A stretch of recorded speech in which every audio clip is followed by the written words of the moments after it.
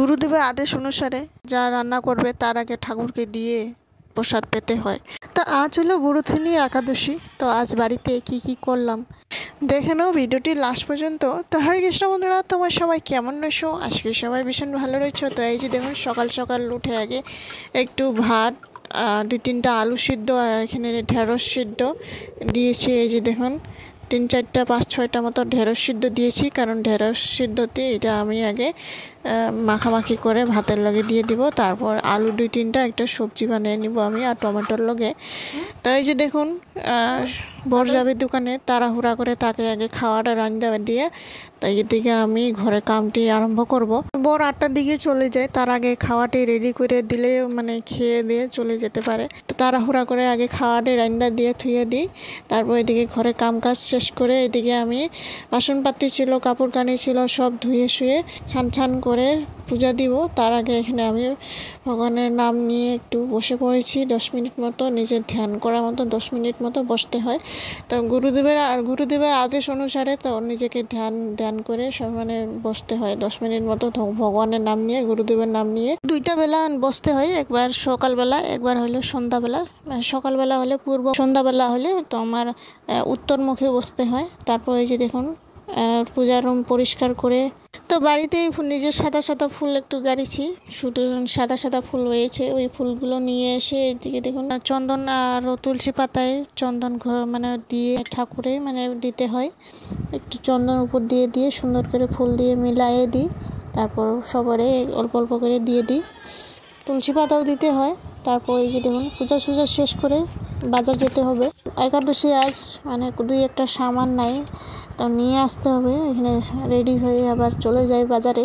তো মানুষ গুরু করে কি জন্য? গুরু সঠিক পথে মানে দিশা দেখার জন্য।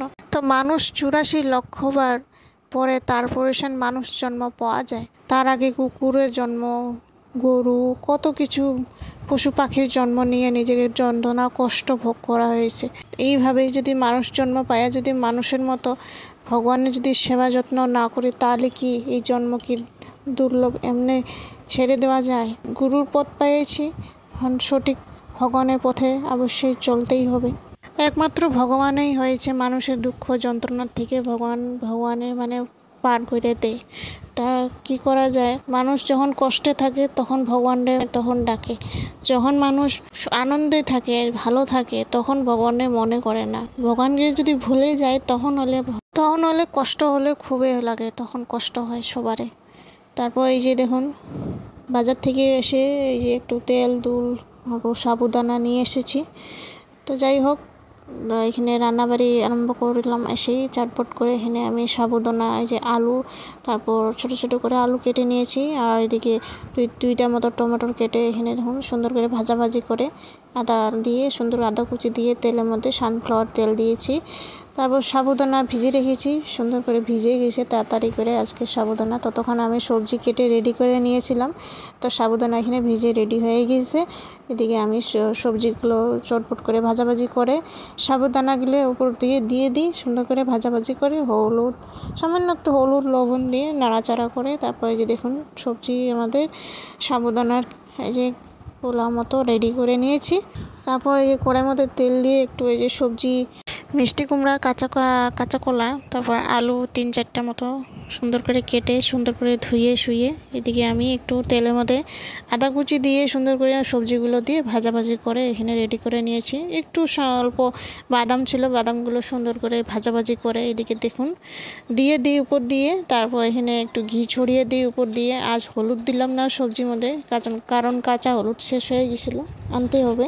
তো বাবার বাড়িতে হলুদ তো তখন ছিল, তো এখন আবার আসে বাড়িতে গেলে তখনই আনা যায়। তো এখানে রান্নাবাড়ি শেষ করে এদিকে চটপট করে ঘরটি এখানে দেখুন ঘর দুয়ার পরিষ্কার করে এখানে আমি এদিকে আঙুলটি উপর দিয়ে আমার কাজ দিয়ে ঢুকে গেছিলো। তো তাও ওই যে 3 আঙ্গুল 4 আঙ্গুল দিয়ে ভাতটি খাওয়াই দিতেছিলাম, খুব ঝালাইতেছিল। তো কি করব, এখন উপায় নেই, খাওয়াইতেই লাগবো। রান্নাবাড়ি বাজার ঘাট সব এই হাতেই জ্বর, তো এই হাতে দিয়ে সব কিছু করে নিয়ে আসতেই হইলো। তো কি করব, এখন উপায় নেই, করতেই হবে। তারপর এই যে দেখুন অনুরাধারে খাওয়াই দিই, তার আগে ঠাকুরে দিয়েছি রান্নাবাড়ি করে। তারপর এদিকে আমি অনুরাধারে আগে খাওয়াই দিই, খাওয়াই দেওয়ার পর ওরে এই যে দেখুন স্নান করে দিয়েছিলাম, ওরে স্নান করে ও নিজে নিজে ফোঁটা লাগাইছে, ফোঁটা একেবারে আওলা আউলি করে নিজে লাগাই নিছে। তাও ঠিকই আছে, অল্প স্বল্প, বাচ্চা মানুষ কী বলবো আরও। তারপর ওই যে দেখুন ভোগ শোক দিয়ে ঠাকুরের একটু ওই যে দেখুন একটু সবজি সাবুদানার খিচড়ি দিয়ে 2-3টা ফল কলা নিয়ে এসেছিলাম, কলা দিয়েছি। তারপর এই যে প্রসাদ হয়ে গেছে আমাদের ঠাকুরকে দেওয়া। এদিকে দেখুন আজ এখন প্রসাদ পাবো, তখন বাজে 1:30 মতো বাজতেছিল।